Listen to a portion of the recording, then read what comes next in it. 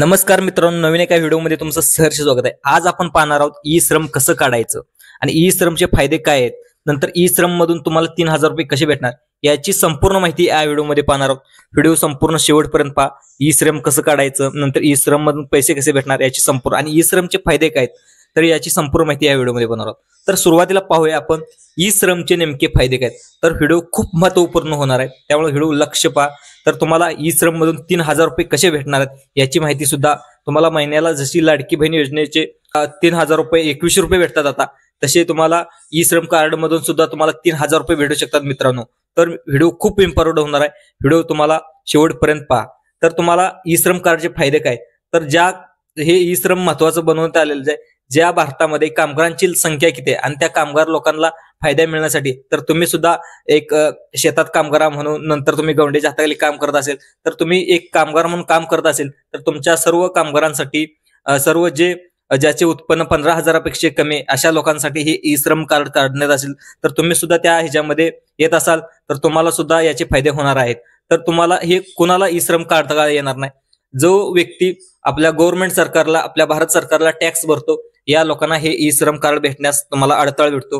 नंतर दुसरं, तुम्हाला सरकारी नोकरीवरती कामाला आहे, प्रायव्हेट नोकरीवरती कामाला आहे आणि त्याला पीएफचे पैसे भेटतात, अशा लोकांना हे पीएफचं हे ई श्रमचं कार्ड भेटणार नाही।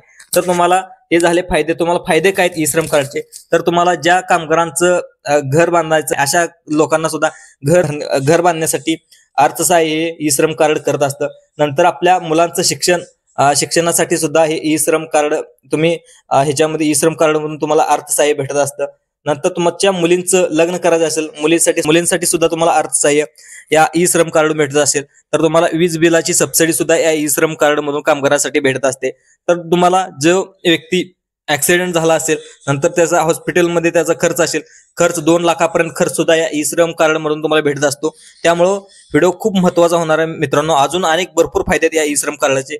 महिन्याला 3000 रुपये कसे भेटणार याची माहिती सुद्धा तुम्हाला या व्हिडिओमध्ये देणार आहे। तर तुम्हाला ज्या भारतामध्ये कामगारांची लोकसंख्या किती लोक कामगार म्हणून काम करतायत, तर याची नोंद ठेवण्यासाठी सुद्धा भारत सरकारने हे मोठं पाऊल उचललेलं आहे। नरेंद्र मोदी साहेबांनी मोठं पाऊल उचललेलं आहे। या भारतामध्ये कामगारांची संख्या किती याची माहिती घेण्यासाठी सुद्धा नरेंद्र मोदी सरकारने हे खूप मोठं पाऊल उचललेलं आहे आणि याला महिन्याला 3000 रुपये देण्यासाठी मोदी सरकारने एक मोठं पाऊल उचललेलं आहे।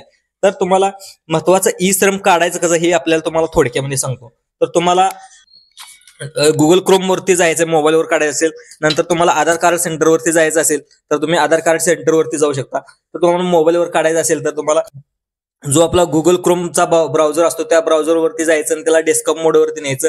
तर तुम्हाला www.ई श्रम कार्ड ह्याच्यावरती तुम्हाला सर्च मारायचं। सर्च मारल्यानंतर तुम्हाला तिथं तुम्हाला ओटीपी येतो। नंतर जो आपल्या आधार कार्डला लिंक मोबाईल नंबर आहे तो मोबाईल नंबर तुम्हाला तिथे टाकायचा आहे। टाकल्यानंतर तुम्हाला एक ओटीपी येतो। ओटीपी नंतर त्याला तिथं तुम्हाला कॅप्चा सुद्धा येतो। कॅप्चा आल्यानंतर तुम्हाला तिथं पुढची माहिती, तुम्हाला आधार कार्ड ओपन होतं। आधार कार्ड ओपन झाल्यानंतर तुम्ही सध्या काय करता, तर तुम्ही काय करतायत, काम करतायत की नाहीत याच्याविषयी तुम्हाला माहिती विचारते। नंतर तुम्हाला दुसरा एक ओटीपी येतो। ओटीपी आल्यानंतर तुम्हाला जो आधार कार्डचा नंबर आहे तो आधार कार्डचा नंबर तिथं तुम्हाला टाकायचा आहे। आधार कार्डचा नंबर आल्यानंतर दुसरा एक कॅप्चा येतो, तो कॅप्चा टाकायचा आहे। नंतर तुम्हाला सबमिट करायचं आहे। सबमिट आल्यानंतर ओटीपी येतो। ओटीपी आल्यानंतर तो ओटीपी सुद्धा सबमिट करायचा आहे। नंतर तुम्हाला दुसरं पेज ओपन करतं। तर तुम्हाला ई श्रम कार्डचं दुसरं पेज ओपन करतं। तर तुम्हाला पेज ओपन झाल्यानंतर तुम्हाला त्याच्यामध्ये तुम्हाला सुरुवातीला येतं नाव। तर तुमचं नाव जे आधार कार्डवरती नाव आहे तेच नाव तुम्हाला तिथे भरायचं आहे। नंतर तुम्हाला तिथं जो आधार कार्डला मोबाईल नंबर लिंक आहे तो मोबाईल नंबर लिंक तिथं टाकायचा आहे। नंतर तुम्हाला तुम्ही विवाहित आहेत का अविवाहित आहेत याची माहिती सुद्धा तुम्हाला तिथं टाकायचं आहे। नंतर तुम्ही फादर आहेत का हजबंड आहेत याच्याविषयी 2 ऑप्शन असतं। त्यामुळे तुम्ही एक पुरुष असेल तर तुम्ही फादर टाका आणि एखादी महिला असेल, कामगार असेल तर तुम्हाला लग्न झालं असेल तर तुम्ही हजबंड ह्याच्याविषयी माहिती दिला।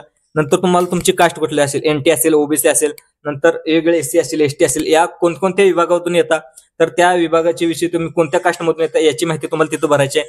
तर जे एनटी वाले लोक आहेत तिथं तुम्ही एनटी असेल, लोणारे असेल, या लोकांनी सुद्धा तुम्ही ओबीसी मध्ये तुम्हाला ऑप्शन तिथे दिलेला असतो, ते ओबीसी ऑप्शन वापरायचं आहे। नंतर तुम्हाला दुसरा वापस ह्याच्यामध्ये येतो तुम्हाला वारसदार।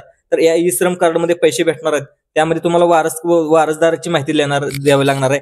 नंतर तुम्हाला दुसरं जो वारसदार लावलेला मुलगा आहे का पती आहेत याची माहिती सुद्धा तुम्हाला, जिथं नाते काय आहे आपलं त्या नातेविषयी माहिती सुद्धा तुम्हाला तिथं अपलोड करायची आहे। तर दुसरं ऑप्शन, दुसरं पेज खोलतं. पेज खोलल्यानंतर तुम्हाला दुसरा येतो, तो तुम्हाला महत्वाचा येतो पत्ता. तर पत्त्यामध्ये तुम्हाला काय करायचंय, तुम्ही आता कोणत्या राज्यामध्ये राहता.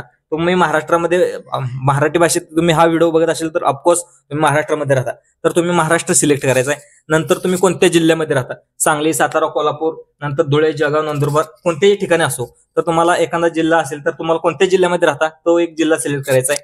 नंतर तुम्हाला दुसरा ऑप्शन येतो पत्ता. पत्ता म्हणजे तुम्ही कोणत्या गावामध्ये राहता, कोणत्या गावामध्ये काम करता याच्याविषयी माहिती तुम्हाला भरायची आहे. कोणत्या गावामध्ये राहता, तुम्ही गावामध्ये राहता याची गावाविषयी तुम्हाला माहिती भरायची आहे. तर दुसरा ऑप्शन येतो तुम्ही पिनकोड. तर तुम्ही ज्या गावामध्ये राहता त्या पोस्टाचा नंबर, जो पिनकोड असतो, तो पिनकोड तुम्हाला तिथं अपलोड करायचा आहे. नंतर तुमचं शिक्षण किती झाले, 10वी झाले की 12वी झाले का ग्रॅज्युएशन कंप्लीट झाले याच्याविषयी माहिती तुम्हाला त्याच्यामध्ये भरायचं आहे. तर तुम्हाला हे झालं दुसरं. तर तुम्ही काम काय करताय, तर तुम्ही एखाद्या गवंड्याच्या हाताखाली काम करताय की तुम्ही शेती करताय की वेगवेगळ्या शहरामध्ये तुम्ही वेगवेगळं काम करताय, याच्याविषयी तुम्ही कोणतं काम करताय याची माहिती तुम्हाला त्याच्यामध्ये भरायचं आहे. तर तुम्हाला कोणते, तुम्ही ह्याच्या अगोदर तुम्ही प्रशिक्षण घेऊन हे काम करतायत का, तुम्ही ITI वगैरे झालाय का, डिप्लोमा झालाय का, याची माहिती सुद्धा तुम्हाला त्याच्यामध्ये अपलोड करायचं आहे. तर तुम्ही दुसरा एक ऑप्शन येतो, तुम्हाला अजून प्रशिक्षण घ्यायचं आहे का, तर प्रशिक्षण घ्यायचं असेल तर तुम्हाला हो करायचं, नाहीतर नाही घ्यायचं असेल तर तुम्हाला नाही म्हणून अपलोड करायचं. तर दुसरा ऑप्शन येतो तुम्हाला बँक अकाउंट नंबर. तर बँक अकाउंट नंबर तुमचा जो आधार कार्डला लिंक आहे तो बँक अकाउंट नंबर तुम्हाला तिथं अपलोड करायचा व्यवस्थित पाहून. नंतर तुम्हाला दुसरा ऑप्शन येतो IFSC कोड. जो आपल्या बँक अकाउंटमध्ये जो IFSC कोड असतो तो IFSC कोड तिथे तुम्हाला अपलोड करायचा आहे. तर दुसरं, ही सगळी संपूर्ण माहिती भरली, तर भरल्यानंतर तुम्ही या संपूर्ण माहितीशी सहमत आहेत का, तर तुम्ही एक दुसरा ऑप्शन येतो त्याच्यावर क्लिक करायचं आणि संपूर्ण माहिती तुम्हाला सबमिट झाली.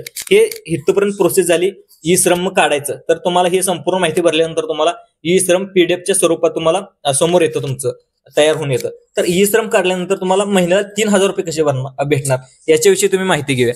तर तुम्हाला ई श्रम काढल्यानंतर तुम्हाला गुगल क्रोम वरती जायचं. गुगल क्रोम मध्ये गेल्यानंतर तुम्हाला एक ई श्रम कार्ड हे वेबसाईट आहे, ती वेबसाईट सर्च मारायची. नंतर तुम्हाला तिथे एक उजव्या कडाला पेन्शन 3,000 मंथ म्हणून एक ऑप्शन दिसतो. पेन्शन 3,000 मंथचा ऑप्शन जातो, त्याच्यावरती तुम्हाला क्लिक करायचं आणि तिथं तुम्हाला PMSUM एक वेबसाईट दिसते, त्याच्यावरती तुम्हाला तिथं जायचं. तर तिथे गेल्यानंतर तुम्हाला ही पेन्शन घेण्यासाठी तुम्हाला पात्रता काय आहे नेमकं, ही पात्रता असेल तरच तुम्ही हे अप्लाय करा. नाही तर हे तुम्ही 60 वर्षाचा असाल, नंतर 70 वर्षाचे असतात, तर तुम्ही तुम्हाला महिन्याला 3,000 रुपये भेटणार आहेत. तर तुम्हाला याचं वय मर्यादा काय आहे, तर तुम्ही असावं लागते, लहान असाल तर याचे पैसे तुम्हाला भेटणार नाहीत. तुम्हाला 18 ते 40 वर्षापर्यंत तुमचं वय असणं गरजेचं आहे याच्या आतमध्ये. तर तुम्हाला 18 वर्षाच्या पुढे आणि 40 वर्षाच्या आत मध्ये असेल तर तुम्हाला ई श्रम कार्ड मधून तुम्हाला हे पैसे भेटणार आहेत. तर तुम्हाला दुसरा ऑप्शन येतो तुम्हाला महिला पुरुष. तुम्ही आता महिला असेल नंतर पुरुष असेल तर तुम्ही कामगार असणं गरजेचं आहे. तर कामगार असेल तरच, म्हणजे कोणत्या कंपनीमध्ये काम करत असाल, नंतर तुम्ही शेती करत असाल, एखाद्या गवंड्याच्या हाताखाली काम करत असाल, तर दुसरं हे झालं कामगार असणं गरजेचं आहे. दुसरं तुम्हाला तुमचं वर्षाचं उत्पन्न आहे ते 15,000 पेक्षा आत असणं गरजेचं आहे. महिन्याला उत्पन्न असणं हे 15,000 पेक्षा कमी असणं गरजेचं आहे. तर हे उत्पन्न असेल तर तुम्हाला ह्याचा लाभ तुम्हाला घेता येत असतो. तर तुम्हाला कोणकोणती व्यक्ती पात्र ठरणार आहेत हे तुम्हाला सांगतो. तर दुसरे व्यक्ती ज्याचा बिझनेस आहे आणि तो सरकारला इन्कम टॅक्स देत असतो, GST देत असतो, अशा व्यक्तींना तुम्हाला कार्ड मधून तुम्हाला 3,000 रुपये भेटणार नाहीत. तर तुम्हाला ह्यासाठी तुम्हाला कागदपत्र काय लागणार आहेत, तर कागदपत्र लागणार आहेत तुम्हाला 3,000 भेटण्यासाठी आधार कार्ड काढल्यानंतर तुम्हाला तिथं आधार कार्ड नंबर टाकायचा आहे. नंतर तुम्हाला एक सेव्हिंग बँक अकाउंट असणं गरजेचं आहे. तर सेव्हिंग बँक अकाउंट नंबर तुम्हाला तिथं टाकायचा आहे. तिथं टाकल्यानंतर तुमचा ई धन खातं हे अकाउंट नसेल तर तुम्हाला ई धन खातं असले तर तिथं तुम्हाला हे झालं. आता हे झाली इथपर्यंत प्रोसेस. तर तुम्हाला ह्याच्यानंतर तुम्हाला 18 ते 40 वर्षाचं असेल तर वयोमानानुसार 55 ते 200 पर्यंत तुम्हाला पैसे सुरुवातीला भरायचे आहेत. तर तुम्हाला अतिशय कमी प्रमाणात पैसे भरायचे आहेत. 55-200 महिन्याला तुम्हाला पैसे तुमच्या अकाउंट मधून कट होऊन जातील.